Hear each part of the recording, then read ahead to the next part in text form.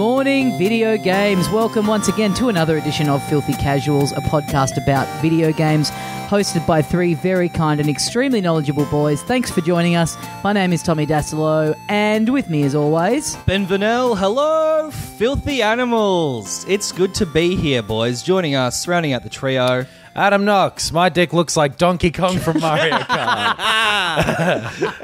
No, it'll need to be, because we're referencing Stormy Daniels' quote in her book about Donald Trump's dick. Yep. She says something like that mushroom character from Mario Kart. Yeah. So you'd need to be like that big ape from Mario Kart. The fact that there wasn't like a sub-editor who bothered to look that up and also say that he's not from Mario Kart. Yeah. He's from Mario Brothers 2. Yeah. Super Mario Brothers 2. It's weird, though, to know... Come on, Stormy. Yeah. And we are cool, by the way. Yeah. It's weird to know that, like, I don't know. It's weird to me that you would know a character from Mario Kart but not know its name. Don't you think? Nah, that makes sense, I reckon. Really? I think Mario Kart Yeah. is the most ubiquitous Mario thing. It's at parties and stuff. Yeah, like it's, The character from Mario Kart, what's his name? The plumber in the red shirt and the overalls. God, what is his name? Cardi Johnson. That fucking Italian cunt. That fucking mushroom cunt. Well, to be fair, like he doesn't look like a Toad. Toad is a weird name for him. A toad's guess. just a name, though. Like Ben is a weird name for a person. Yeah, if you've never heard Someone the name just Ben made before. it up one day. And people have referred to me as that mushroom-looking guy. That guy that looks like Donald Trump's dick. Oh, Toadstool. I'm an idiot. Mm-hmm. Oh, yeah. Of course. Yeah. Yeah. It's weird that she didn't say toadstool. Yeah. Now. Yeah. Rather than... unless he's got like a little tiny freckly smiley face on there. Yeah. Like a little blue smile vein and two freckles. Oh, God. I'd never put that together either. Who would have thought that, we would learn so much as a direct result of Donald Trump's dick? An educational tool. Yeah.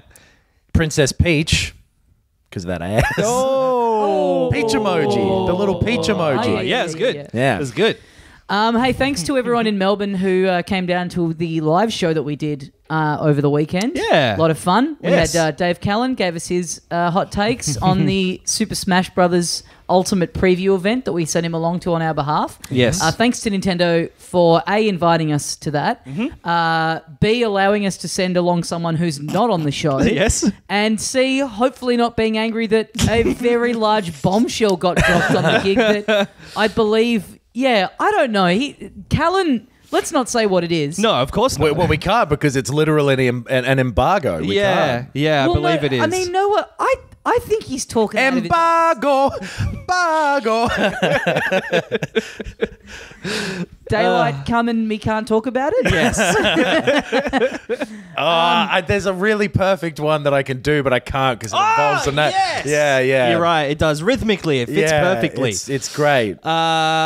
We dropped a character that's going to be in the game that has not been released to the public yet in that live show.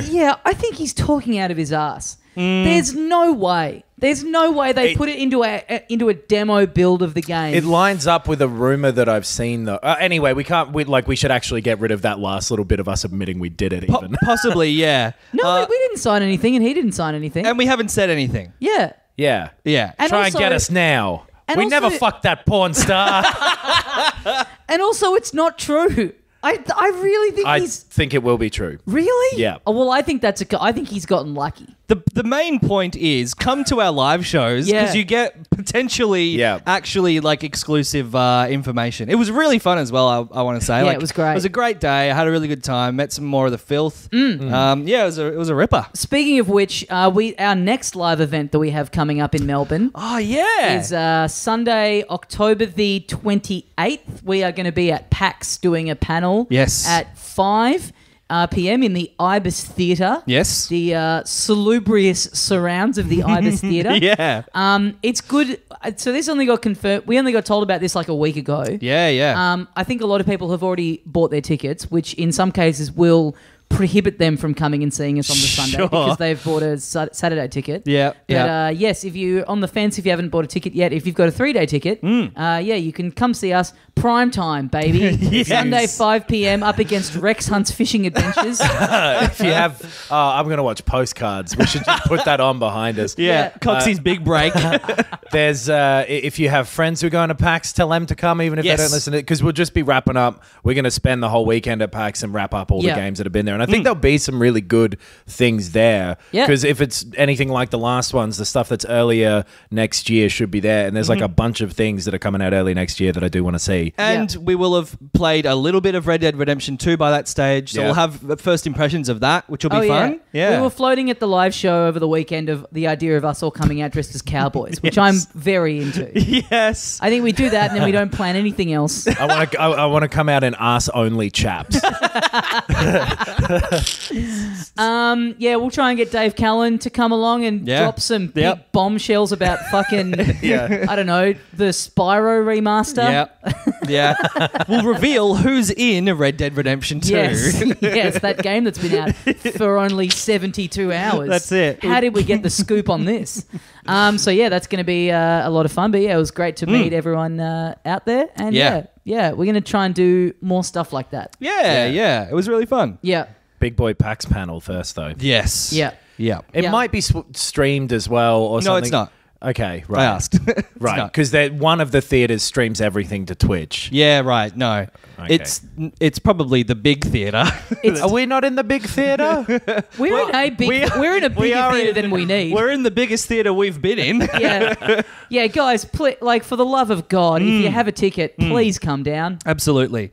What are we up against? I bet we're up against something real good as well. Yeah, real Shigeru Miyamoto's keynote. He just comes and keynote. I can't think of anything more interesting than him just talking. They're gonna recreate the Wii Music presentation from E3 2009. They're gonna send a whole bunch of old build a fake forest on the stage and then send Miyamoto through it and it'll come out with 5 more video game ideas. Nice. Okay. All nice. Right. That's your favorite piece of trivia, I think. It's just so stupid. You bring it up all the time. It's because it's so unrelated where it everything that Miyamoto did turned into a game that's nothing like that activity. The feeling of chopping a carrot made me make fucking Pikmin. Also, guys, did you know that Super Mario Bros. 2 was released as Doki Doki Panic in Japan? Now that is an interesting fun fact. Yeah, get a load of Dave Callan over here. Dropping an exclusive bombshell on the pod. Yes. So we've got a fair bit to talk about this episode. Got a bit of news to go through. Some late breaking news that's happened immediately before we're recording. Yeah, literally an hour before we met up. Finally, the news cycle has started bending towards the schedule of this podcast. Is that a bad sign, though? That could be a bad omen. Why? Because it's unusual. Anything that's out of my routine. I saw 3 blue cars this morning. That is not a good sign.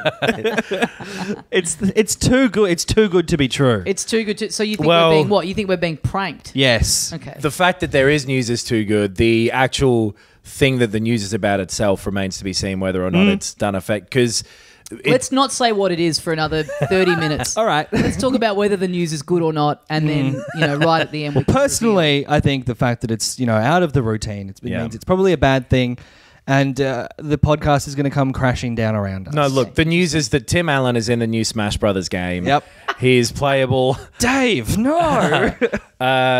There's a Tim mini... Allen or just the actor? No, Tim Allen, the actor. Yeah, if you try to bring up any of his characters in the game, he'll get really annoyed and be like, I'm a human being. Yeah, I'm a cocaine dealer. Tim Allen, Tim Allen, the actor, and it's just So now, over the course of the show, you've come up with anime Tim Allen, and now you've come up with Dave Callan Tim Allen. Dave Callan Allen. Yeah. No, Tim Callan, I think it's the best one. Callan, yeah. Tim the Toolman Callan. Tim the Toolman Callan. David. Does everyone know what time it is? It's tool time. I've accidentally cut part of my shirt off with this buzzsaw. With this katana blade. From McBinford Tools.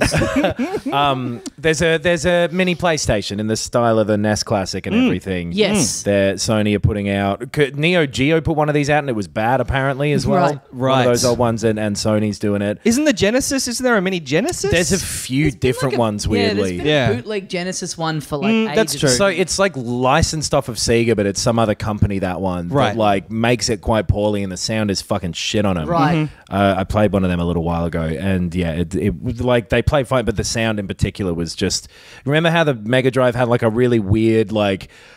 kind of twangy, bassy sounding sound chip in it. It was like really tinny and awful. Right. Anyway, that's the biggest problem that comes up with these things. So the NES and the SNES Classic both worked quite well because Nintendo had already made the hardware to emulate it with the Wii, and they were just literally using that same hardware. Yeah. Sony hasn't really done that. I guess the PSP could play PS1 games. Yes. Yeah. And they made the original PlayStation, so I don't know what they're putting in it, but there'll be 20 games on it, old PS1 games.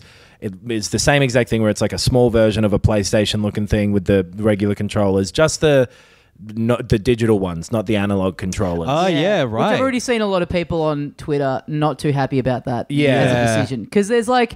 So there's a couple of things about this. First of all, it's I always find it so funny when you see a company deliberately and transparently just doing something that another company has done. Just looking at the success of the NES Mini and being like, oh, I guess we'd better do one of them. Yeah, totally. And it makes perfect sense, but it is very funny when there's no way around it. There's no way of covering up like your intentions are just like, fuck, we'd better get on this goddamn gravy train. Yeah.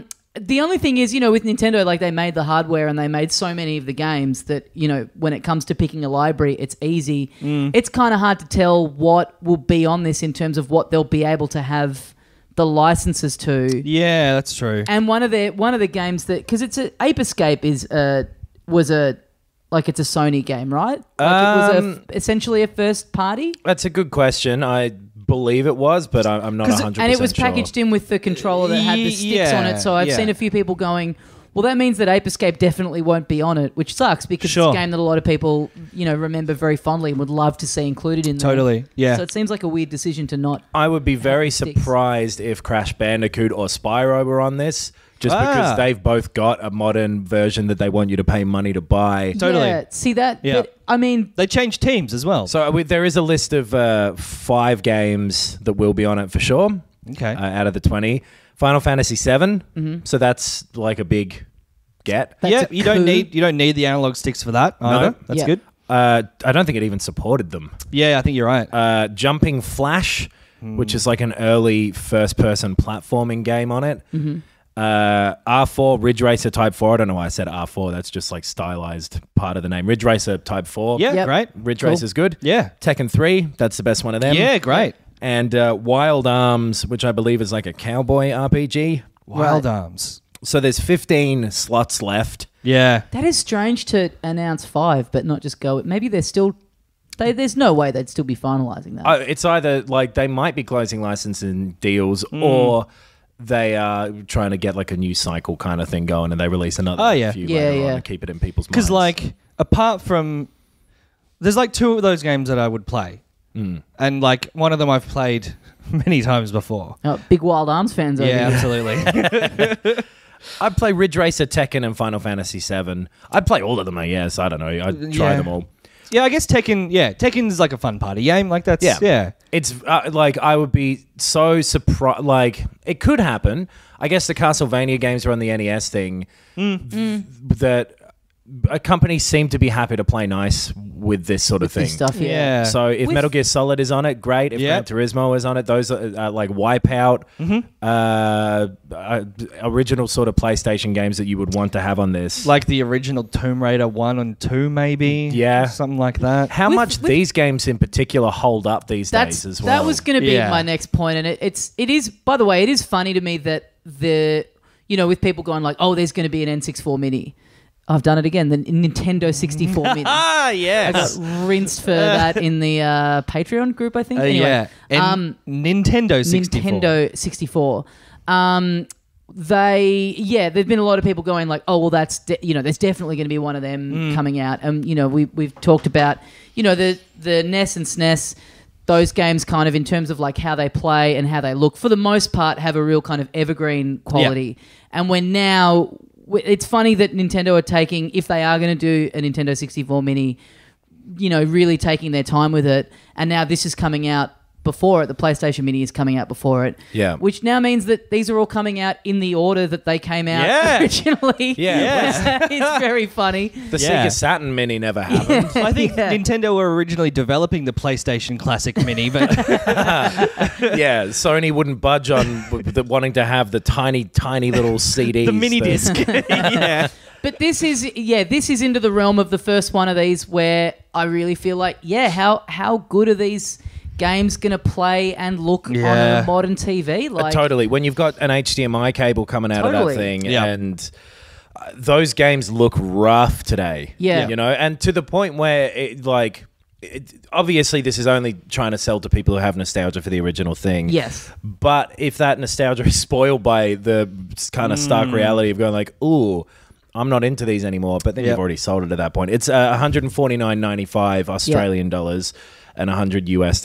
I think like £80 or something. That's the same as like the SNES Classic? Around it. I think it's a little more expensive. I think they were like $120 or something. Yeah, right. I mean, I kind of looked at this and I went, would I get one? And I never had a PlayStation 1 back in the day, so the nostalgia factor of it doesn't apply to me. I mean, I'm keen to play Final Fantasy VII, but it's coming out on Switch, and there's you can just download it on the PlayStation 4, right? There's iOS versions of them. Yeah. There's all sorts of ways to play. You can play it on your MacBook, like it's and like that's the thing with all of the, and we'll talk about this more later. Emulation is like, I don't know, you shouldn't do it, I guess, if you don't own the game. Yeah.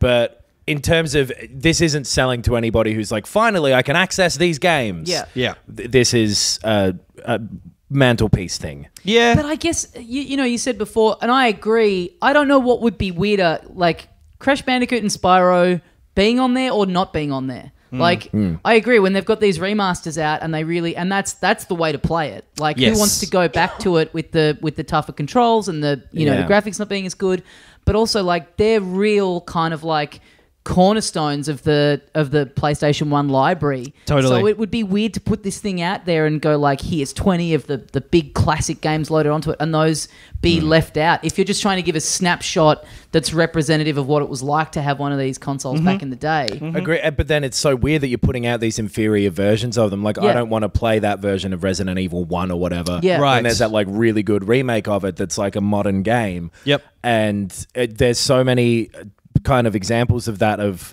things that are either completely outdated on there or like superseded by other versions of them. So in terms of the actual games on there, they're kind of fucked either way, because even if they put the best ones on there, it's still like, okay, well, these are not necessarily, they don't hold the same value to people these days as games for the most part. So they should go all out and package a little gun in there with it and chuck some Time Crisis and some Point Blank on there. That'd be sick. Yeah, Point Blank would probably hold up. It was a nice, like, simple 2D animated sort of airgun game. Yeah. You could make a little plastic light gun for fucking nothing, probably. Yeah. Pretty cheap. All right, let's do it. All right, let's head them off at the pass, boys. I guess it's just games that have not been re-released, like Crash Team Racing and stuff like that were real, were PlayStation staples that, you can't get now. But those are few and far between. Yeah. And look, it's like, it'd be cool to have 20 of like your favorite games from back in the day on this thing, in the same way that it was with the NES and the SNES one. Yeah. But then in reality, and I think this is the case for almost everybody who got these things, how much time do you actually spend going back to them? Yes. Yeah. Like, for real. And then maybe the PS1 one has the same thing where within a day someone's like, by the way, you can put them all on here now. Yes. Yeah. So, and I like the way the PS1 looks. There's something about that particular console and that era that is like super time gone by to me. Like, I have proper nostalgia for it. Yep. So that PlayStation booting up logo is like, that's the one for me. That's the sweet spot of being like old enough to appreciate it and young enough for it to be that kind of magical thing still. 100%. There was this video that Sony put out at some point, I think when the PS4 was releasing, of like this kind of single shot faked through this guy's bedroom over the years, and it went from like him having a PS1 and to a PS2 to a 3 to a 4. Right. And the PS1 part of it, and it was like all posters on the wall where it's like, it's the mid-90s, so there's like, what, a fucking Prodigy poster or whatever on the wall. But that, Pammy. like... Huh? Pammy's got to be up there, hasn't she? Oh, Ms. Anderson, please. Yes. Boys. When she's running in Baywatch, I'm like, hey... Keep going. Don't come back. But yeah, it's that era is for, I think, people of our age. Yes. Our millennials. Oh, yeah, baby. More so than the NES and SNES, which people seem to have still a lot of, but that's a proper... Yeah. So I don't know. It'll probably sell really well. Oh, totally. And the timing, it's coming out December 3rd, I think. Oh, so they maroon. yeah, that's big time. Dude, that's so lucky Christmas, that they got... Yeah, what are the chances? So it'll be interesting to see how many more of these get made by who going forward as well. If there's just a little mini version of every console, if there's an So NES weird. 2, because there won't be another NES one, right? Because they got the Switch thing now. Yeah. Yeah, I guess so. So maybe there won't be a SNES one because they'll do the SNES version of the online stuff. Maybe they'll put 64 games on that online service. Wait, what? There is a SNES one. No, I mean, there won't be a second SNES one with more games. Oh, right. Because they'll right. put those online. Yeah. But this is all speculating. Maybe there'll be a PS2 one day. Yeah. Maybe it'll all go away because people won't buy these little fucking bits of plastic anymore because they'll run out of space. Absolutely that. Like, that's what already happened. Like, there's eShops now. They have PS2 games. They have PS1 games on those. Yeah. This is just a very cynical cash grab, it seems like. I think it's a fun cash grab. Sure, in some sure. ways. We said this when the NES Classic Mini got announced, which was kind of like, this is a fucking weird thing to do. And I think we all said at the time, it's like, this isn't for us. This is for, it's a Christmas gift for a nephew that that you want to introduce to these games. Like, this isn't, that we're not the target market for this. Sure. But again, that plays into, I'd be interested to see how people will find this, because a kid can pick up a NES game or a SNES game now and still have fun with it in like a charming older way. But this era, this PlayStation 1 era, you really are getting into a kid today really having a hard time with it, I think. Yeah. And like, I think some people do overblow how difficult it is to go back to those games, but it is like they have aged. Yeah. So the other thing is what I saw. Keep it like side-scrolling-y kind of stuff. I guess like Tekken and Ridge Racer, I don't think would have dated too poorly. Totally. Final Fantasy VII probably has. But that's also but it's been kept in the like public consciousness so much. And a lot of the backgrounds are static matte drawings, so it is just the weird polygon characters. Yeah. But then that's the other side of that, is like the story is very immersive, and that's probably that does still hold up. Yeah. The I saw like this poll the other day, some kind of, I don't remember how they exactly figured this out. I guess they just asked people. Yes. But it was about most recognizable brands in either Britain or Europe. I can't remember which, but it was over that sort of corner of the world. Yeah. Sorry. Bless you. The number 3 was PlayStation. Wow. And then down, and I'm going to get these numbers slightly wrong probably, but around 11 was Nintendo and around 20 was Xbox. Right. So okay. A PlayStation nostalgia piece potentially has more appeal to more people than a Nintendo one even does. Anyway, hopefully they make some money. Hopefully Sony gets a little bit of money in its pockets. Yeah, good on him. Fingers crossed for Wouldn't him. that be good for the them? little battlers? What other news did we have? Well, the Nintendo stuff, I guess, is because we were talking about emulation and whatever. Yeah. Yes. That a Was Nintendo, there another big story, or do we want to go on to that? I think this is it. Okay. Well, pardon my French. So there was a Nintendo Direct on Friday morning, I think it was, where, they announced a bunch of new stuff. It opened with a little pre-rendered trailer for Luigi's Mansion 3. Yeah.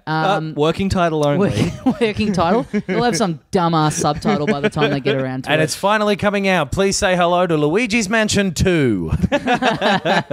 I was a huge fan of Luigi's Mansion 2 on the 3DS. It was one of I think it was maybe my favorite game of that year that it came out. I fucking loved it. So yeah, I'm looking forward to this coming out. And this. So we should say this was the direct that it was meant to be the week before. Yes. Got postponed. Yes. So yeah, there were a few things in here that had already been. They hadn't edited it at all. They had just gone. Even though stuff that would have been a big announcement at the time had already come out. What else? This thing that I'm looking at is all kind of out of order. So they gave a lot of details of the Switch Online service, which has launched today. Yeah. Yes. Should we talk about that a bit first, I guess? Yeah. Let's go into that. I signed up for it and had a look at it today. Like, it's not much. What you get is access to the multiplayer stuff. Yep. The smartphone app that already exists, blah, blah, blah. Yep. Cloud saves, which I didn't do any of, but they seem like they're spotty in which games support them. Yeah. And then apparently if your subscription lapses, they just erase all of that data as well. So it's even like maybe less safe than... I'm not a huge... Like, I don't really mind about cloud saves or not. It's nice to have, but I have seen a lot of people be quite happy about this. Yeah. Yeah. Not so happy that you have to pay for it, but happy that it's coming in. But then again, it's like, well, if it's not in every game, that's almost just more annoying. Totally. Yeah. And like, it's a backup service basically for if your Switch gets lost or stolen. And if that happens to me, honestly, the sort of 20 hours I put into a game or whatever, I might not give a shit about. Sure, you're more annoyed that the $500 device has been stolen. And I guess the point is that the Switch should be a parity with features that other things have. Yes. Yeah. Which it still isn't. Yeah. This is a much cheaper service than PSN or Xbox Live are. So this is $30 Australian for the year. Yeah. $20 US for the year. Which is, I think it's $40 less than PlayStation Plus or Xbox Live. $80 here. Is it? Yeah. Right. Yeah. So it's relatively cheap. Yeah. But the biggest sort of here's the new thing you're getting feature that they have is that there's an online sort of Netflix style NES classic games. Play any of these. Yep. And it's good. It works well. Like it's got really, a slick kind of interface and everything. Yeah, it downloads as a new little bit of software on the thing. And you can play them offline. I think you can't play them offline for more than 7 days without being online. Oh, yeah. Does that make sense? Yeah. Like an ankle bracelet or whatever. You have to check in every week. Right. And they're going to be adding, at the moment, they've released the schedule for like the new stuff that they're adding in October, November, December. So they are going to update it pretty regularly. With like 5 games a month or whatever. Right.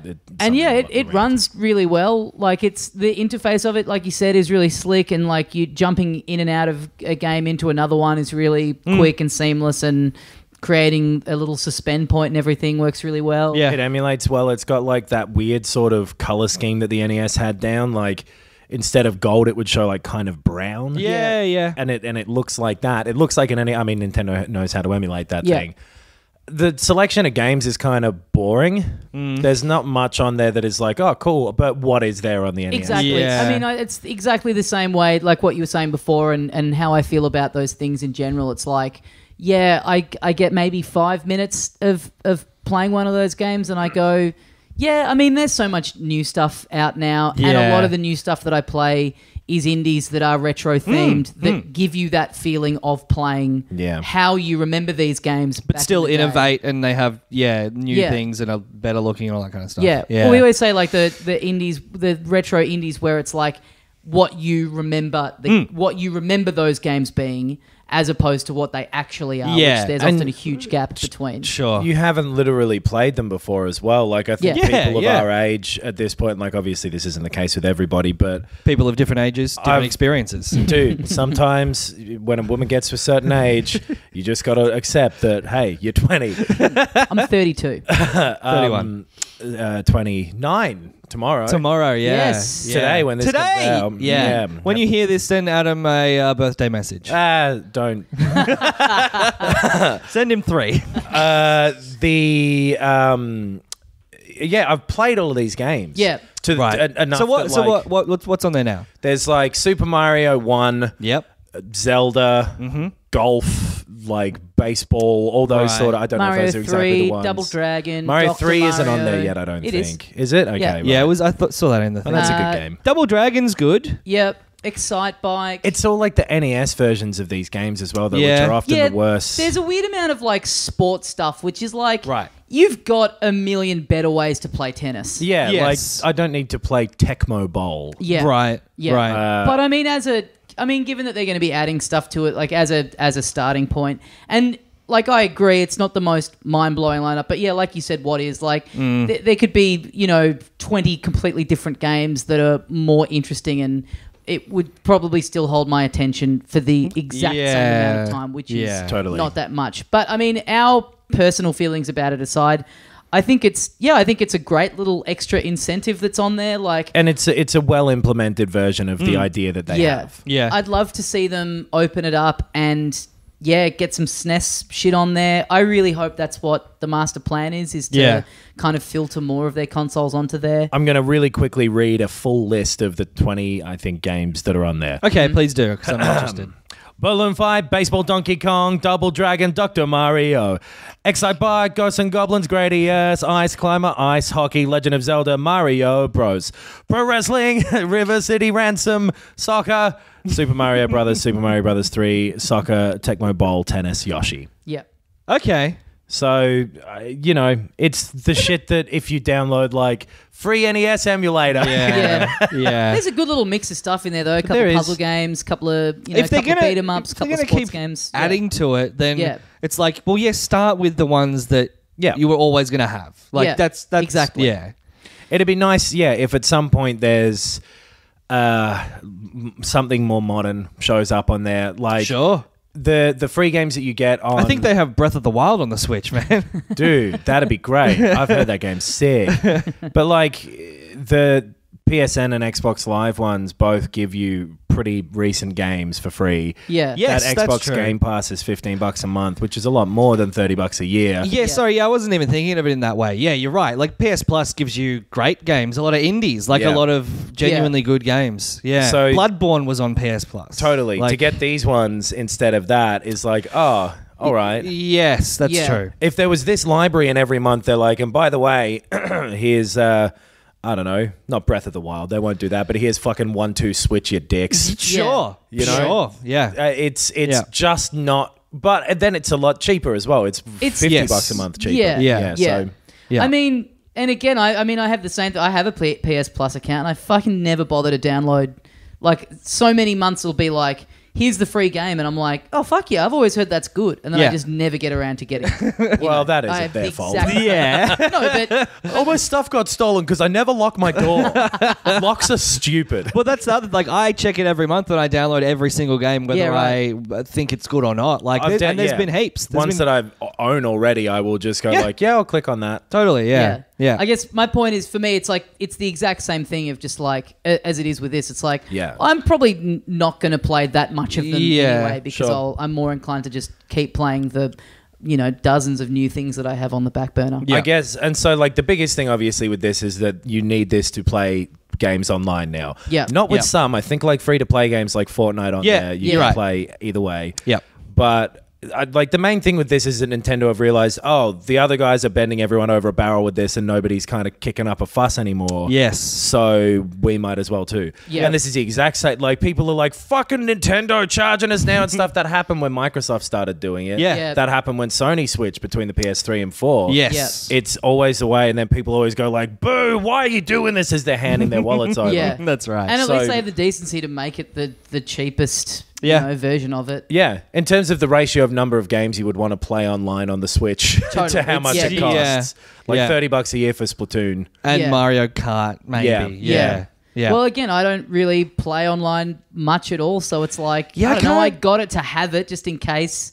The one cool thing they've added to the NES games, and I haven't had a chance to test this out yet, is that they've added like you can play them against people online. Yeah. Oh, It's potentially very cool. Only your friends, though. Yes. In the Nintendo locked up system way. So I went like, I'll try the online thing. And then I couldn't because I just don't have Switch friends because I don't add friends to anything. Yeah. I just always do random ones. So. Well, I should verify. I don't know if this is every game, but I did see a thing that at least one game, maybe Splatoon or maybe Mario Tennis, that you can, using the app, you can voice chat with random people. Right. So, or you can match with random people in them, but just specifically for the NES For thing. sure, but no, but with, I think maybe it was Mario Tennis, but like when you've matched with someone, the Switch Mario Tennis, that you're playing against online, you can voice chat with them over the app. Which is not something I thought that they would do. I thought they would prohibit voice chatting to just people that you're friends with. No, and that's good. They should have caught up to that. Totally. Yeah. And it's good that they have. Yeah. And now, two of us can go like, hey, what do you reckon of Mario Tennis? It's pretty bad. Could you hear that at all? Yeah. I was playing with Donald M. Duck. Nice. But yeah, it's... there's not much more to say about it. It's I haven't got it, and I don't think I'll get it. Like if there's a maybe when Smash comes out, I'm assuming a lot of people will sign up then. Yeah. That'll be the big one for a ton of people. What else was in this direct? So they announced they did a little right at the. This thing I'm reading is like all over the place. I don't know how they've put this together.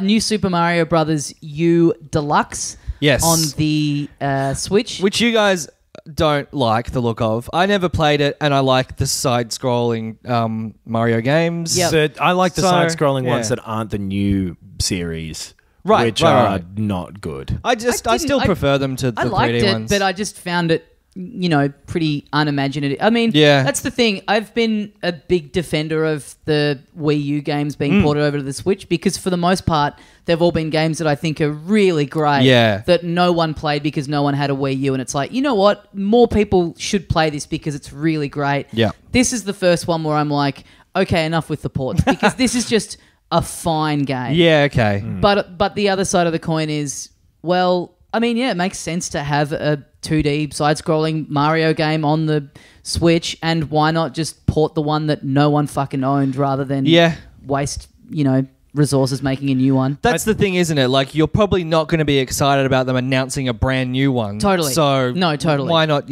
chuck the U one on? Yeah. I think, again, the thing with these Nintendo re-releases is that they're not up to the level of content that you get with what other people have done, like since the PS3 with these remasters. Like you'd get the 3 games in the trilogy all on the one disc in this remaster, and the Nintendo one's like, here's the same game from 2014 again, and it looks the same, and it's the same price. If this had been like the new Super Mario Brothers thing with Super Mario 3D Land or World or whatever, This does have there was like an add-on that they did that was like New Super Luigi Brothers U that was like a kind of a remix of it that was a paid download thing. Which also, though, was included on like a $25 version of that on the Wii U as well that had both of them when it was like a Nintendo Classic or whatever. Oh, yeah. Right. So it's that re-released. It's that re-released with more money asked of you and then like 2 shitty characters thrown in. Yeah, there's like a Funky Kong mode, right?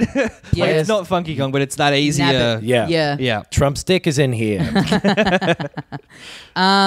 Yoshi's Crafted World, they showed a little bit more of that. Yeah. That looks really nice. I love the way that great. those Yoshi games have looked for a while. I like the bit in the trailer, in the little clip where he flips the world around and the voiceover guy's like, What? The fuck, Yoshi? What the hell's going on? No! You just see the guy like storming off from the voiceover booth. I can't I will deal with not this. be having this. But it looks pretty. Like, it looks visually, it looks good. It looks great. And the one on the Wii U, the Yoshi's Woolly World, was surprisingly tricky. Yeah. They look very kind of childlike and they seem like they're going to be like a real pushover, but they actually, they're pretty substantial games. Yeah, nice. So, looking forward to that. They showed off a little bit of a game called Town, which, yes. again, is a working title, which they will definitely end up using. It's an adaptation of The Town, the Ben Affleck movie. Looks great. Oh, hell yeah. Yeah. This is Game Freak's Yes. new thing that they're developing, and it's an RPG. It is all set just in the one small little town. So everything just takes place in there. Town. Yeah. So like the word town being town the title, right, yeah. that refers to the setting. Yeah, no, I think I said the other day when we were watching this, like they'll add a dumb subtitle. Like that'll be the only change. Yeah. It'll be like town, a village for all. Yeah, exactly. Yeah. Town, living, but. Yeah. They just go like working title as if you might completely change it. It's like, well, you've publicized it on here now, so you can't do like you've locked yourself in. Yeah. Like, how have you made this much of it as well without someone going like, this is the name? Yeah. At this point, like there must be some internal argument where someone's like, village, town. but I think this looks great. Yeah, I'm into it. Yeah, I think the style looks really fantastic. It's it's right up my alley. Mm-hmm. It looks really, really great. Looking forward to seeing more of that. Katamari Damacy Reroll, which is a HD remaster of the Katamari Damacy. Always heard great things about this. Never played it. Really looking forward to it. Yeah, it looks weird. I know nothing about it. I hadn't seen any of this game until that. Yeah. So it looks weird. It looks fun. Yeah. It looks really fun. Yep. They showed off a bit more of Daemon X Machina, which a fucking crazy flying mech game, which I am totally here for. I think it looks great. It does. Yes, I'm on the fence because there was a lot of those kind of games on the PlayStation that I'd play on a demo disc and be like, yeah, 5 minutes was enough, right? But we'll see how it is. I thought it looked great at E3. I think the style of it looks really cool. Mega Man 11, there's a demo out for. Yep. And that's coming out pretty soon. There's updates for Splatoon 2 and Mario Tennis Aces. That Splatoon 2 bit as well was just this patch of that presentation where it was just like with the Splatoon music, and they were just like standing around going like, yep, we're in Splatoon still, baby. No voiceover or anything, and then they got to the end and they're like, pretty nice, right? It's like you literally didn't tell us anything that's going on or being added. Yeah. Diablo 3, the Eternal Collection, which had already been announced. Yes. Carry on. Civilization 6 is on there as well. Yep. Like there's so, and look, we do this as well where the Switch version is like, yes, cool, I can play this on the Switch. So many of them though. Yeah. Crazy. Yeah. City Skylines. We've talked about this off air, but not on air, I guess. City Skylines looks awful. Yeah. Apparently it runs okay-ish, but in the presentation, it looked like shit. It looked like complete shit. It looks like when you'd have a PC, I'm talking like maybe early 2000s, you'd have a PC, wasn't quite good enough, and literally half of the graphics would load. Totally. That's one of those like gateway ones that someone bought because like, I need to do my emails. Yes, exactly that. I went on Metacritic the other day to just see if there'd been any reviews come in of it and what it was sitting on there, because I thought surely it's getting hammered. And I don't think it's got any press stuff on there yet. Right. But it does have it's got a user rating of like 8.3. Yeah, I watched some YouTube videos of it as well because I was like, that looked like it was running like shit. Yeah. But the YouTube videos were weirdly better. So I don't know if they just sent them a fucked file or whatever. That for your Prezzo, that's awful. Yeah. But it's a fantastic game. I've played it a lot on PC and Mac, and it's the modern day SimCity. It's really, really good. Right. Yeah. Starlink Battle for Atlas. They showed off a bit more of like the Star Fox characters being in that. Yeah. I don't still really know what that game is. I just know that there's Star Fox in it. Same. Yeah. It doesn't look bad. It doesn't look like anything. Yeah. I guess it's a Star Fox-ish kind of space shooter game. Yeah. The Capcom Beat 'em Up bundle, which, if you're into that stuff. That's out now as good well. On you. Yeah. Yep. Asmodee Digital. Now, if you like board games... Oh, boy, don't I? Get ready, folks. Because there's a whole bunch of them coming out. So it's like Catan and Pandemic and a few other of those ones. And like on first glance, it's like, oh, that's stupid. But playing board games online would probably be fun. Yeah. Well, that'd be cool. Oh, that's like I don't even consider that a game. Weirdly, that's more of just like a product, a tool. Sure. Yeah. Within which they sell individual board games, but I've just never really been a board game person. Sure. It's like having Monopoly as a game. It's like, well, this isn't really a video game. And as long as that online stuff functions and they're reasonably priced and they look okay, or you can function well in it, and you're not losing too much by not having the tactile element of it. Then cool. Yeah. So you boys like board games. Let me ask you how you feel about ports of games from the Final Fantasy series. Please do this next bit in an incredibly somber tone. During the presentation when like Final Fantasy VII got brought up, the guy who's like, "Hey Yoshi, this is fucking wild what you're doing." He was like really upbeat the whole time. And then he goes, "And coming to Switch, finally. The most important thing that's ever existed." Well, he's not wrong. Yeah. Ugh. It's fair, though. Like, that would be weird if that was around the other way. You know? Yoshi's Crafted World. Final Fantasy VII. There are 9 ports of Final Fantasy games coming out on the Switch. Wow. Hell yeah. So the one of them's out now. We talked about it last week. The Pocket Edition of Final Fantasy 15. Yep. Pocket Edition HD. Yeah. Mm-hmm. There's also World of Final Fantasy Maxima. Mm-hmm. Chocobo's Mystery Dungeon. Everybody. That looks great. I don't know what that is, but it looks great. The real mystery here is like which of these are actually good games? Yeah. Final Fantasy Crystal Chronicles Remastered Edition. That's a GameCube game. Yep. Yeah. I know that much. Yeah. And then, Final Fantasy 7, Final Fantasy 12, The Zodiac Age. Yeah. And then Final Fantasy 10 and 10-2, I think. And 9. And 9. And 9. Yes. Yeah. No 8. Yeah. Yeah. Yeah, that's cool. I mean, they're all good games. Yeah, they're all out on every other thing in the world as well. They absolutely are. And it means that, I think they're all coming to Xboxes as well. And I don't know, they're all over the place. That was very funny that they just they go, anyway, Final Fantasy 15, it's like, oh yeah, cool, that thing that everyone knew from last week. And then it's like they just go the fuck in and announce so many fucking Final Fantasy games. Yeah. There are more Final Fantasy games than Nintendo games in this Nintendo presentation. It's kind of bizarre that they're actually called Final Fantasy because it seems as though it's been going forever. This is an interesting bit. But it's cool. All of those have already been ported to, I think, PlayStation. So it's like, well, they probably wouldn't have to do much work. Yeah. It's like just paying for the licenses. Oh, totally. Yeah. Just bung them on another thing where they can be bought. Yeah.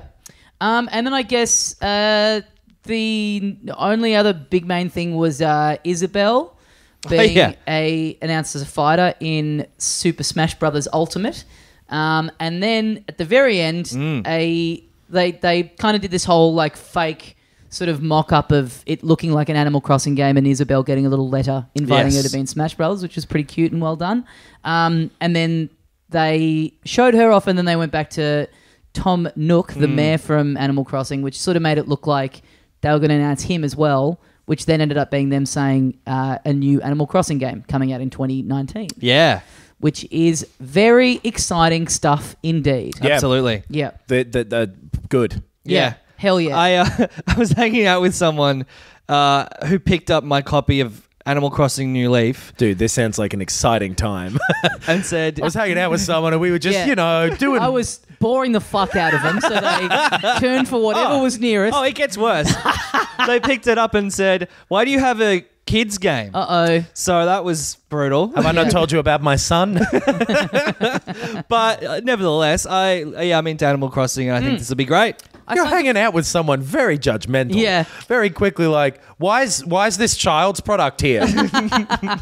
I sunk a lot of time into the last one, which was on the 3DS. And that kids game. Yeah, that children's game. Yeah, it was a few years ago. So must have been 10 or something because there's no chance I would have. I am constantly itching to make fun of Tommy for loving Nintendo. Yeah. A children's brand. So, True. I can't argue. You do that and and then how it feels. Display your copy of Animal Crossing in a prominent enough place Well, I won't be anymore.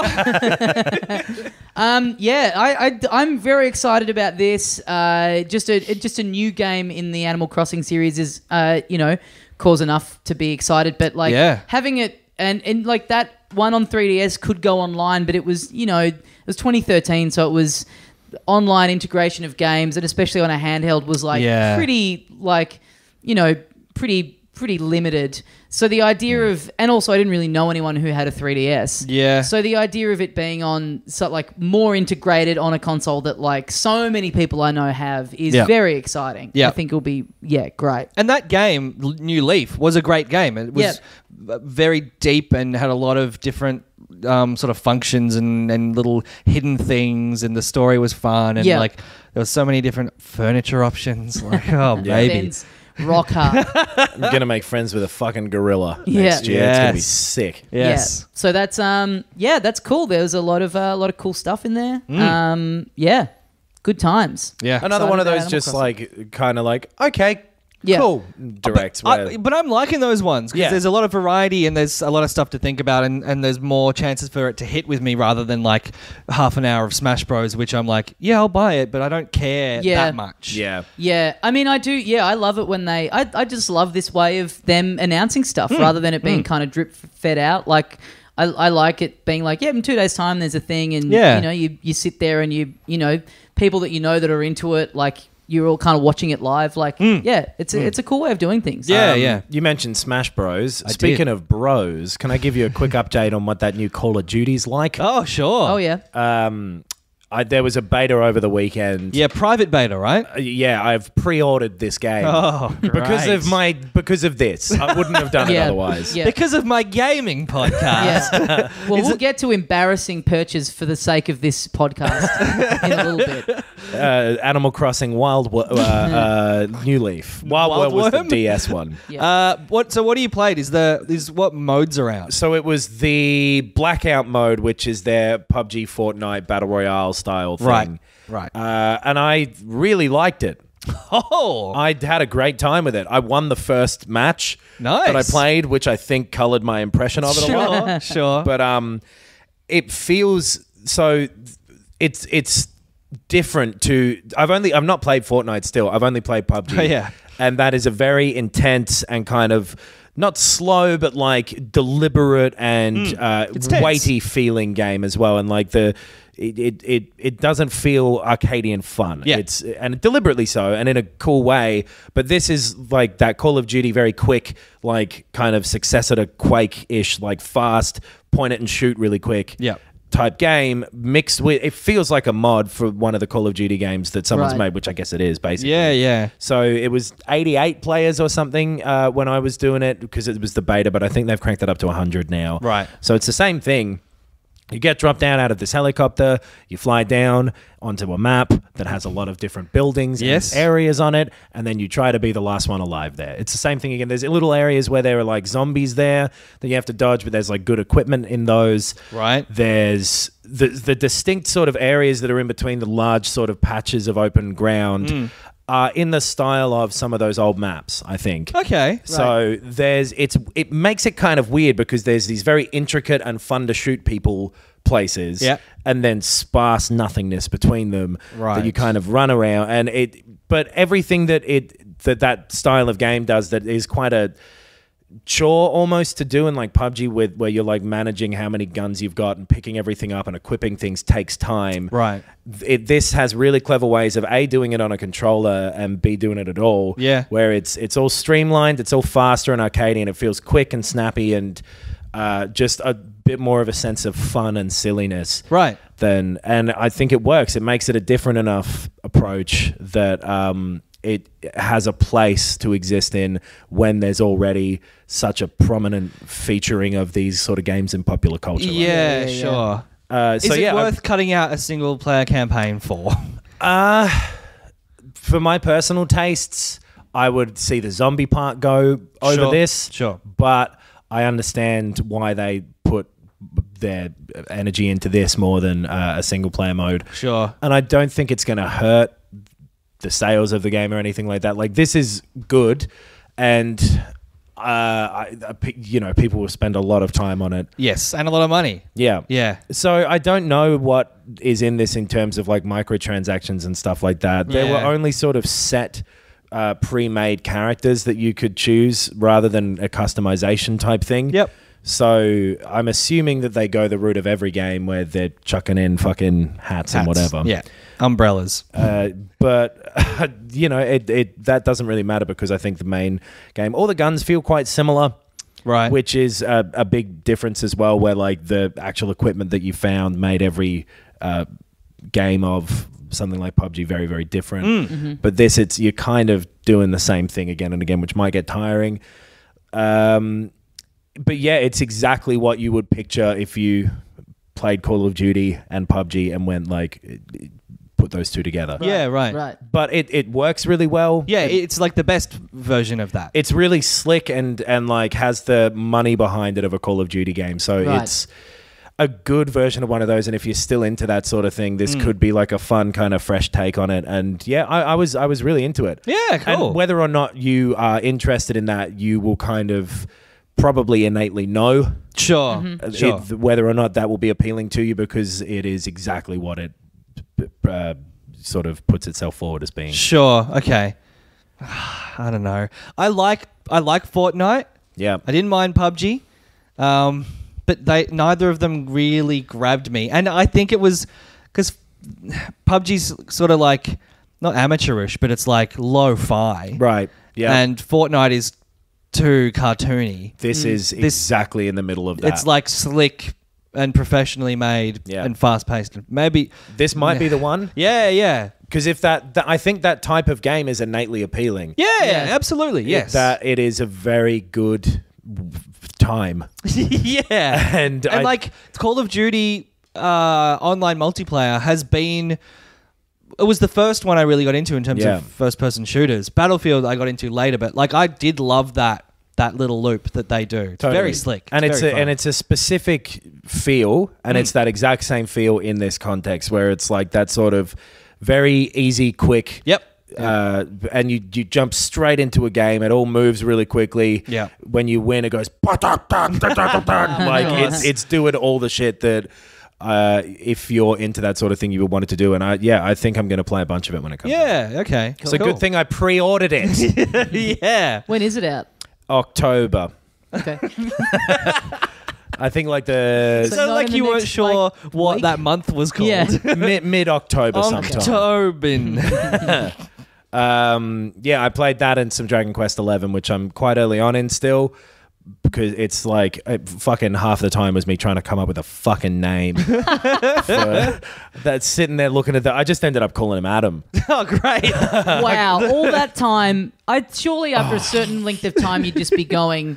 I now can't use Adam because it's ridiculous to spend It's literally this long. the first name. I hate calling characters in a game Adam because it's my name, and it makes me feel like everyone's getting at me. They go like, "Hey, Adam, you got to go save the world." I'm like, "Oh, fuck off." Yeah, sure. Yeah, my default is Tome, which is like me, but it's like it's a nickname, so it's like far enough removed. Yeah, you know. I should use my like alter ego. I should call them all Banksy. I mean, I'm not Banksy. Don't worry about it. Don't tell anyone. Obey me. I know that's someone else. No, it's Spencer, whatever his name is. It's slow moving. It's repetitive. Yes. It's kind of simple and straightforward in a JRPG way, and it's super relaxing. Yeah, it looks great. The style looks so good. It looks fucking awesome. I really like the way it looks. The music is weird because I think we've talked about this on here. It's not like... you told us that off air, I'm pretty sure. Oh, right. Yeah. There's like an orchestral version of the soundtrack in the Japanese game, but for whatever reason, the Western release like doesn't have the performance rights to that, so it's just like digitized compositions, and it sounds weird and retro-y, which is kind of what the game is going for, but it gets a little bit annoying when it looks so nice, but sounds kind of backward. And I've turned the voices off as well, and I'm just reading all text because like the voice acting is fine, but they've gone for like the thing that a lot of medieval things do where like, oh, well, everyone's British then. Yes, sure. And so it's a lot of getting around people going like, "Oi, I see you on your horse over there," and at some point it's like, okay, you can be text. Yeah, but it's a very simple, straightforward JRPG style thing, and it's just like very easy and relaxing in a pleasant way. Nice. I'm just wondering if that's the same, because I had that complaint about Dragon Quest Builders that the music was really shitty and MIDI-ish. It would be because it's the same composer, I wonder if that's the same. probably. Yeah. Okay. Right. Yeah. So it's right. I think the story is that he has an orchestra that is like basically his that he works with, and has never done the licensing agreements with that orchestra for any other country than Japan. Right. I believe is the thing, but I might be wrong. Anyway, yeah, it's if you like JRPGs, then you'll either like this one because you like them, or you'll be sick of this one because you've played enough of them. Yeah, right. But it's just like a fun little storybook before bed. Nice. Which is something I saw in a review that I agree with. Okay. I've just taken that and I realized like that's plagiarism essentially. Oh, and get a lot of IGN over here. Ironically, the review was from IGN. Do we want to briefly touch on Spider-Man before I talk about my big game for the week? Let's ask him. Hey, Spidey, do you want us to touch on you? Go for it, boys! I don't know There's that classic wit that he's always displaying.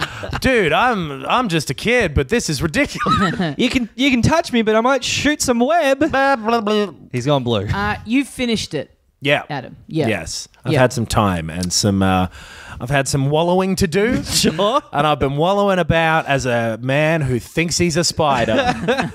I loved it. I thought it was great. By the end of it, I thought the story had gone to some great places and was done really well. The acting, particularly with the the protagonist, who's a man by the name of Peter Parker. And the main villain ended up being great. I really enjoyed the kind of story.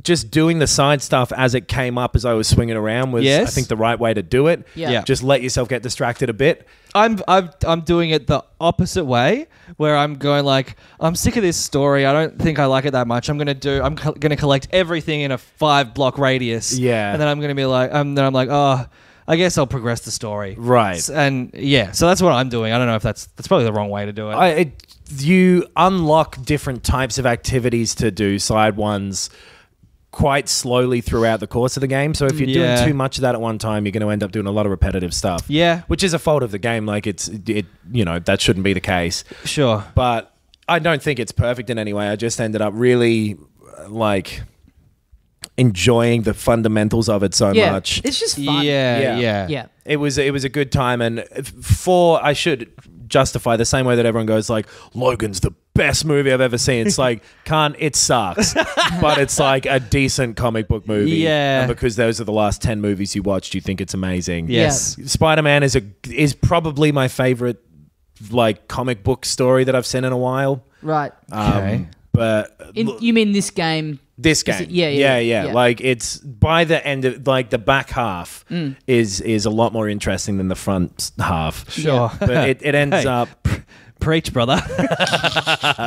The front bottom not as good. Dude, once you get to that one in the pink the one in the one in the whatever. However That's many what I call a side quest. Woo. Once you get towards the back end, the story starts being fun, but in a comic book movie type of way. Okay, yeah, sure. You know what? Just to follow up on a couple of things from last week, we did our proper review last week, and I will say now a couple of things that are not like big time spoilers, but I'm just going to have to talk specifically about some things that are in the game. So jump ahead if you don't want anything revealed. Yeah. And I know this happens. I know I've only done this once, but I know this happens more in the game later on.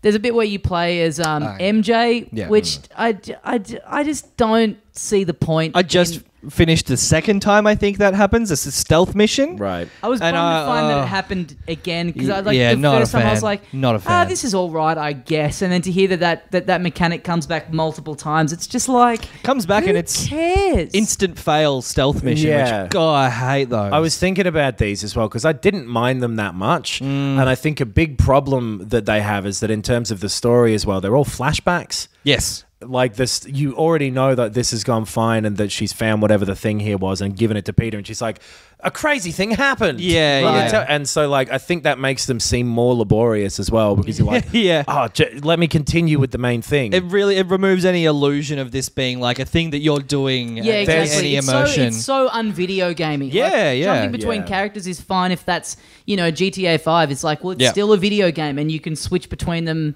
when you want. And your actions impact what's happening. Yeah. There's a couple of those sections later on that I thought were actually good. Okay. So it again, same as with the rest of it, the ideas that it delivers on a lot more towards the back end, right? Which is like when a game is, people complaining about the length, which I think is crazy because it's like it's a 20-hour long single player game, like it's God of War or whatever. Yeah. Which was so.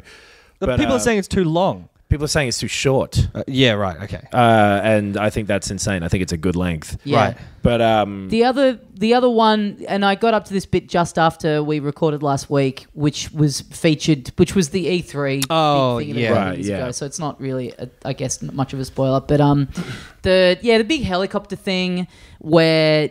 Yeah, I mean that's it. That looks impressive, but you get up to this bit where this helicopter is like crashing through New York. Yeah, and you're just doing nothing. Like you're just doing events. these like quick timed button presses, which it took me a couple of goes to get it because it was like you're watching a movie and then very quickly a thing would come up going, press R right now, and every time I would go, whoa, what? Like, yeah. And I just think in an age where you've got things like the Uncharted games where you have these big set pieces where crazy shit is happening, but you're still in control the whole time, or at least feel like you are. Like a lot of the time, those are like kind of an illusion, a little bit. Yeah, but they still do it. Sort of doing stuff. Yeah, the illusion works.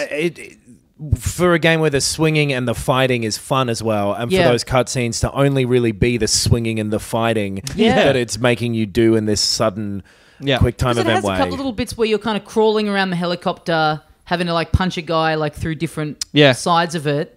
So there's that, but then there's just like the whole rest of it is just like it careening around and like sort of nothing happening, which I just was like, oh, this is a shame that there couldn't be just like a little extra more here for you to actually be, not just watching a movie. Like even if you're walking around and stuff is just happening around you, it's the difference between like in that MJ bit where you're talking to the lady who's his assistant, and it's just basically dialogue happening. So it's not like you can run away and really do anything, but just the fact that you kind of can move around. It keeps you tethered to it. It's like, I am playing a game. Yeah, this person is an avatar of me at the moment instead of just like, well, I might as well just be at the movies right now. Sure. I don't mind a cutscene in a game, but it's there. You're right that there are certain parts of that where it's like, okay, this is weird. Well, that being the climax of this sequence as well, where you sort of had done all this stuff to set it up, and then this big cutscenes are fine. Cutscenes as a bridge to the stuff that you're doing, but which when it does that, it does it really well. Like when it swoops behind you and then you're swinging. Yeah. But I think if you enjoy the first bit of Spider-Man, you'll really like the second half. Yeah. But if you're laboring to get to that second half, maybe it's not worth it. Yeah. My thing is that everything that I was like on last week, I dislike more. Everything I was like, pretty good last week, I love now. So all of the traversal, all the swinging around, all of the little random or not so random like crime things that you find and all the collection and like all of that fun platformy stuff, I'm way more into. I'm just doing that, I reckon keep going there. I think that the last bit is good. I think it gets it has a satisfying back half. Well, I would keep going, but I've bought a brand new AAA game. I've also started playing. I'm playing Shadow of the Tomb Raider. Nice. It's the third in the rebooted series. Right. Now, when you got this game, does that mean that we've got 6 more weeks of winter? Is that what it means? If Lara Croft sees her shadow, if the Tomb Raider sees her shadow... Do we have 6 more fucking mediocre games to trudge through? The other night? Groundhog Day? Yeah. No. It was on free-to-air TV on Monday night. Dude, man, it feels like feels like that movie's on every day. Anyway. Fuck off. If you're going to bring it up, someone's got to do it. What a great movie. I hadn't watched it. I didn't really properly watch it, but I hadn't seen it in ages. Tell you what's not a good movie? Ripper. Caddyshack. I've never seen it. Yeah. It's a bad movie, but it has funny bits. I love Chevy Chase, so I'm into right. it. I hate Chevy Chase. Yeah, I think he's funny in that. He's funny in Three Amigos. I think he's a very, very funny man. I just don't find him funny for some reason. And yeah, Harold Ramis, real hit and miss guy. Anyway. Bill Murray is not funny in Caddyshack. No, he's so fucking over the top. It's crazy. It's like he was making everyone laugh on set. Yeah. And then they're like, oh, put that in the movie, imagine. But then you watch it, you're like... He's being a real dumbass right now. The voice. I just don't like the voice. So I've got that going on for me. It's very Adam Sandler. Yeah. But yeah, Chevy Chase and Rodney Dangerfield just being Rodney Dangerfield I think he's funny. Sure, Rodney Dangerfield's dumb and weird. So yeah. But it's in a good way. In Caddyshack, that's just like that's ultimate Rodney Dangerfield. Him, like when he walks in and he's like, "Go get a load of this hat" and all that stuff. It's like this is crazy what you're doing right now. It's great. You're a real piece of work, Rodney. It is like he's just doing like the Vegas lounge thing that he would have done totally on set. They just turned it on and he walked in and he's like, "Whoa, get a load of these cameras. What are they doing here?" And they never addressed that in the movie why there are cameras in the Caddyshack. It's true. Well, Shadow of the Tomb Raider is available now, and by all accounts, it sounds like you're loving it. Yeah, feels like I play that game every day.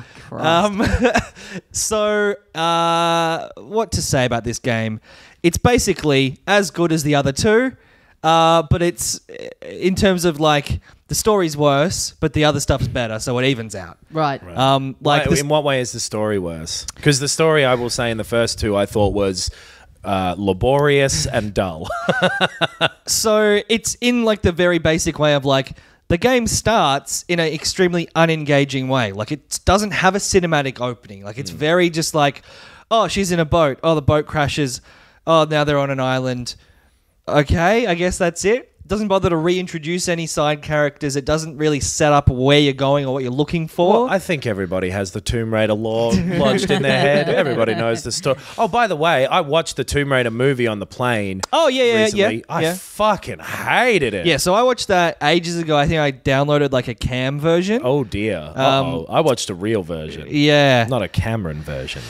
It is bad, right? Dude, that first part of it where she's like... Oh, bike messenger part? And the pretending to be friends with everyone at the boxing. This is one of my least favorite movie things, where to make people seem as though they have a friendship, they'll be like, remember the time when I lost my sandwich? And they're like, don't lose your sandwich again. That fake fucking lame-ass someone walks past and it's like, hey, sandwich girl. Hey, whoa, how many sandwiches today, sandwich girl? Yeah. It is so hard to like write that stuff in scripts, so like exposition-y sort of stuff without it being so obvious, where like in the real world, if someone just out of the blue went, hey, remember that time we did this? You go, the fuck are you talking about? Are you trying to set up a scene here? What's the deal with all these cameras around? Why are these here? But why do you keep using my name? That's not a nickname you've ever called me before. It's like that movie. This game is like that movie. Yeah, right. Even probably worse in terms of the story and the setup and stuff like that. It really drops you in there, but the setting's good. It's like Mexico, and then it's sort of Mayan and Aztec sort of ruins and stuff like that. That sort of aesthetic is good. There's a bit of Day of the Dead stuff when you're in Mexico, in the city itself. The day it constantly is in Mexico, according to movies. Isn't it right? Yeah. James Bond walked past. It was a really long single take. Yeah, the fucking Groundhog Day of the Dead. Oh, baby. So the story's bad. The acting's bad. Like, none of that stuff is good. And it seems like they just don't care. Like, they've put no extra effort into it. Like, since last game. This is a different studio making this one to the last two. Is it? Yes. This is now the studio that made those last two Deus Ex games. Rather than the Tomb Raider one who were working on something else. I don't remember. Maybe a Marvel game, I think is what they switched on to. Yeah. And so I hated the same stuff you're saying about that last Deus Ex. Oh, yeah, me too. Yeah, it was awful, wasn't it? Yeah. So it sounds like these fucking characters have gotten their grubby mitts all over this Tomb Raider game. I'll be damned if they haven't done it again. My goodness. But tell you what, I'm going to go down there and talk to all my friends down there about recent memories and then have a go at them for what they've done here. Okay. Hey, buddy, remember when you... Whatever. It's all that stuff's bad. The design is good though. The setting is great. The combat's fun. It's real stealthy. Mm-hmm. The puzzles are fantastic. Like, they're better than Uncharted puzzles, I think.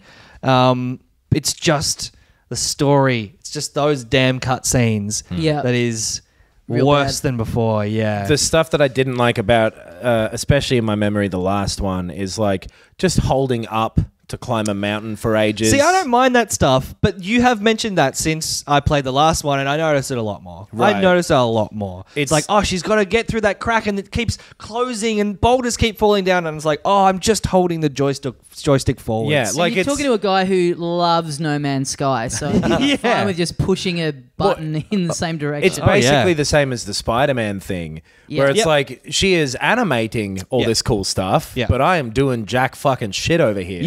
Yeah. But then all the other stuff's great. The combat is really fun. I think it's Right. more fun than Spider-Man because it's way more stealth focused. Uh-huh. You start off with way fewer, tricks up your sleeve.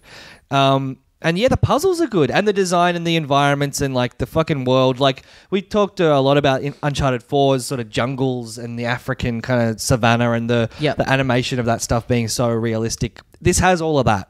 Right. Like it's beautiful. It's a That's beautiful cool. game. So I think as much as I do think Spider-Man's fun to swing around, I think this is more fun. Right. And then it's got all those like one-off tombs and puzzles and shit like that. Those I've always liked in I think this series. what I've read, it has more of those than ever before. If it could just be them in sequence, rather than going like, "Hey, Lara's friend, whose name we absolutely do not remember, Yeah. because he's just this guy who doesn't seem to affect anything ever, and Lara doesn't seem to be friends with him. Yes, Yeah. yes. She just says she's friends with him. Yes. but she's like, yeah. "Hey, John, should we go hide in another mountain?" And he's like, "Oh, Lara." Absolutely. It's Just the But it almost seems like they've realized that because there's less side characters, there's Right. less story.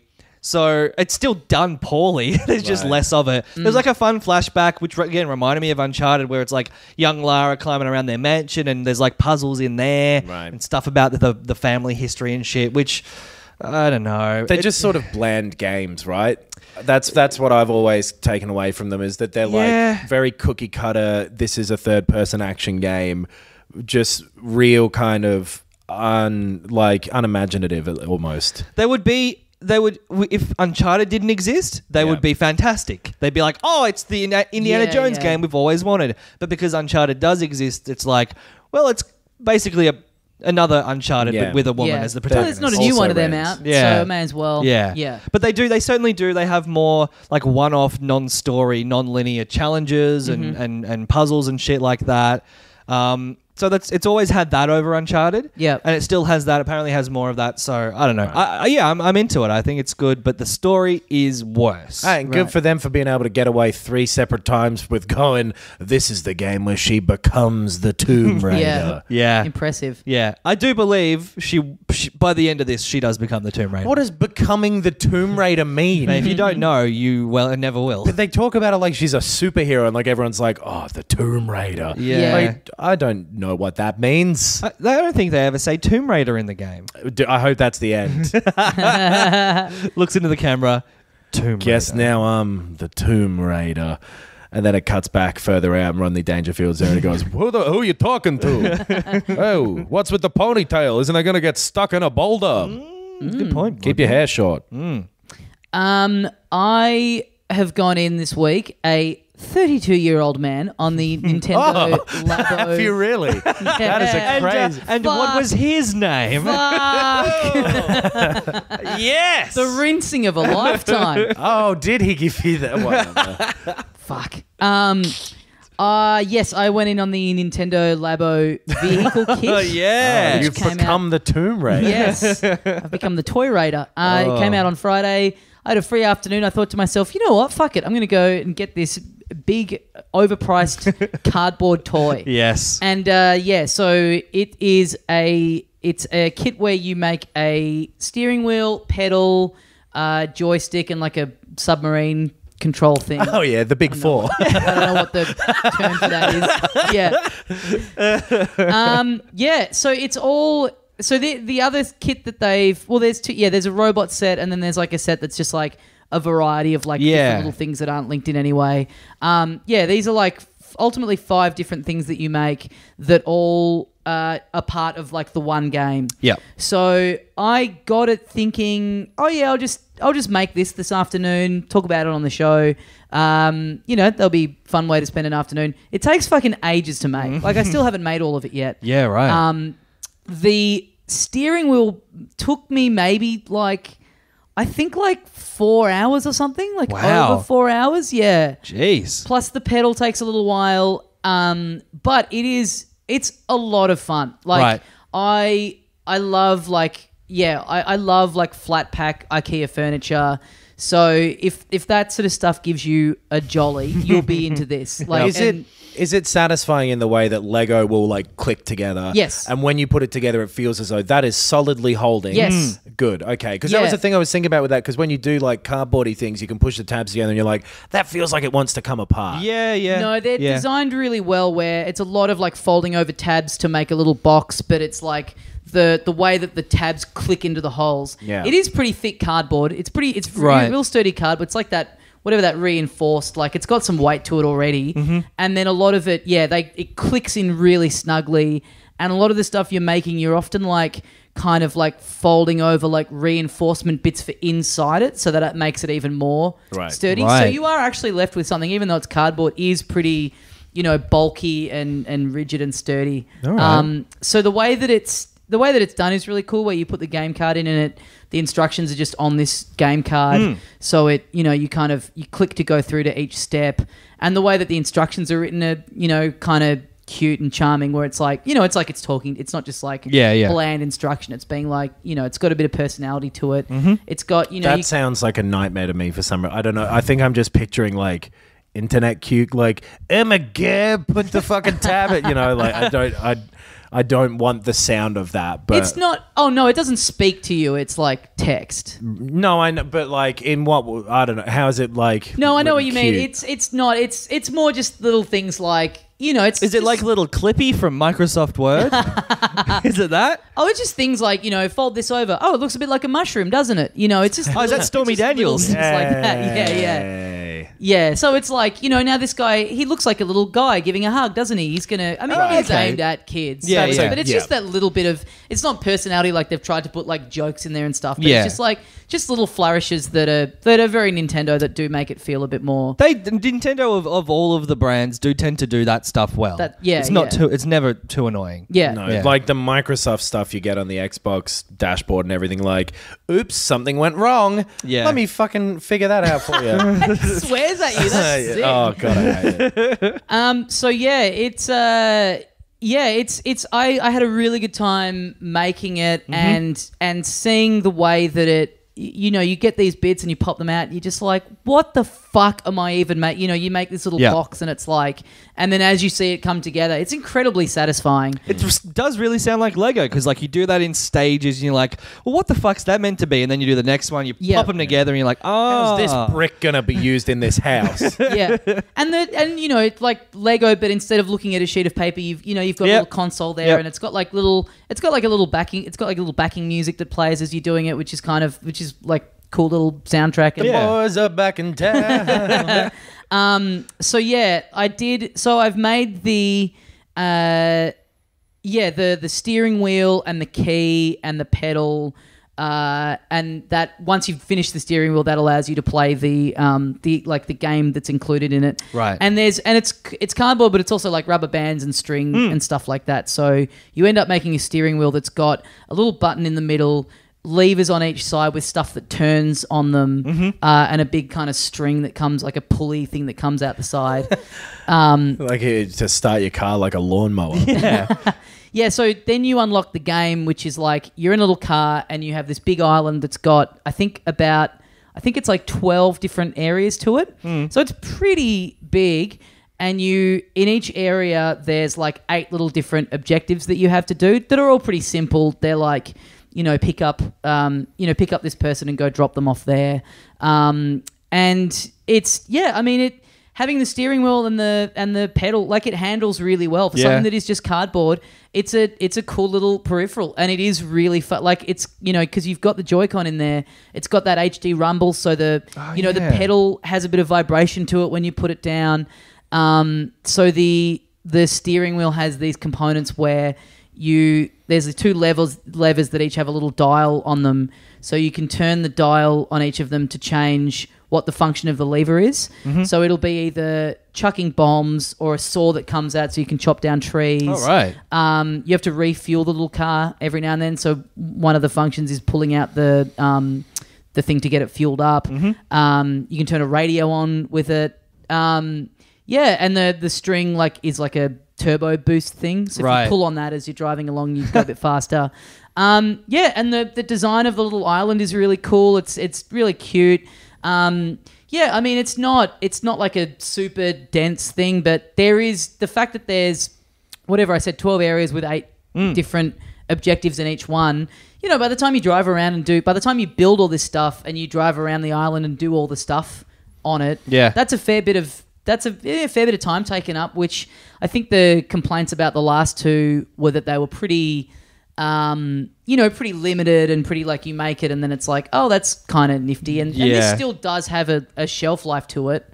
But yeah, I mean, I had a really fun time with it. Yeah, okay. I'm really enjoying making it. And as much as, it is definitely geared towards kids, I was talking to someone about it and they're like, oh, it's a shame that they're like, I would sort of get it, but I would kind of want to have, a kid or be with a friend with their kid making it. But my main thought making it was like, thank God I don't have some dumbass kid around ruining this experience for me. Like, I just put on a podcast and made some cardboard shit at my table for 4 hours. Like, I fucking loved it. Yeah. I don't really. It's like the making of it is really cool, and the game the feeling of spending hours making this controller that you then use in the game is really satisfying. Like controlling a game with this thing that you've sunk all this time into and you know exactly how it all works because you've seen it come together.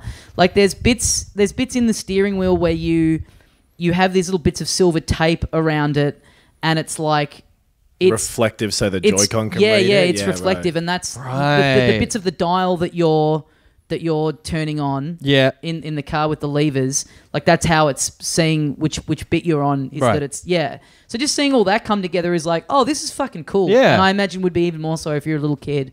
Like when you make the pedal, it's all based on the tilt of the Joy-Con and you finish that and then it talks you through a whole thing of oh, you could make another pedal like this if you wanted to because it comes with just a little cardboard slip. So it talks you through how you could get a folder, a ring binder folder, and then get a bit of sponge and put it in there, and then push down on that, and you could stick the Joy-Con on the top of that. It sounds like there was someone at Nintendo who thought they were about to go out of business. They're like, we need to make games where someone could just use a bucket. I mean, for it being tilt control based, I sort of thought, oh, this will be the real test. I'll, probably get going with the pedal and the steering wheel and just find that it's a little clunky or whatever, but it works perfectly. Right, cool. It's also you can use it with Mario Kart as of later today in an update that's coming out. So I haven't been able to test it out with a real game and kind of see how it handles in the context of that. But I sort of got it. Yeah, because I had some time to kill and wanted to make something and for the purposes of talking about on this, but I didn't expect to like it as much as I did. Yeah, I had a lot of just very wholesome, and the driving around the island is just very therapeutic and meditative and fun. And I'm really looking forward to seeing what they do next with this, with this series of stuff. And I think if it ends up making a dumb little peripheral that you can then use with other games, it's pretty cool. Yeah. Sounds like a fucking kid's game. Yeah. All right, go jack off to Animal Crossing, you fucking idiot. No, it sounds fun. It sounds If you've good. got a kid, I definitely, if you're looking to get your kid into games and you want a project to do, sounds perfect for it's that. a no-brainer. Yeah. But I wouldn't immediately discount it if you're older and don't have kids. I'm gonna wait until they make some adult Labo kits, build a wine rack, cartoon fleshlight.